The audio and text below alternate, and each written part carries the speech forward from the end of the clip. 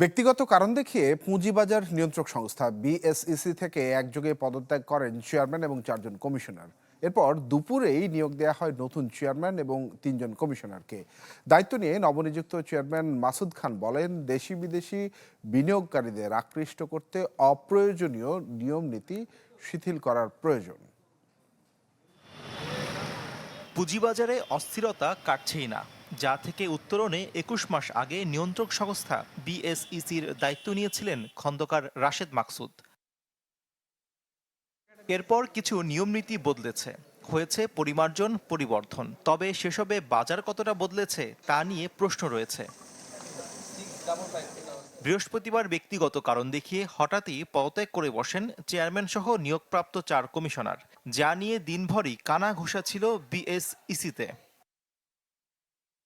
দুপুরের দিকেই নিয়োগ হয় নতুন চেয়ারম্যানের, দায়িত্ব পান ইউনিলিভারের কর্তা মাসুদ খান, সাথে নিযুক্ত হয়েছেন 3 কমিশনার।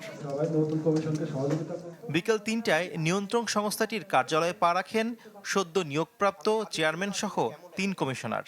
সংবাদ সম্মেলনে জানান, অগ্রাধিকার পাবে সহজ ও বিনিয়োগ বান্ধব পুঁজিবাজার তৈরি।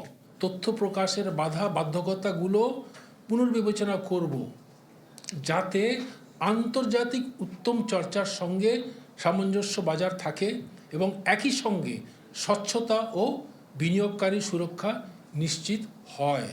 কথা বলেন সদ্য নিয়োগ পাওয়া কমিশনাররাও, আশ্বাস দেন নিয়মতান্ত্রিক পুঁজিবাজার তৈরিতে কাজ করার। All the best practices in London সেগুলো আমি নিয়ে আসবো এখানে, and I am very excited to B here.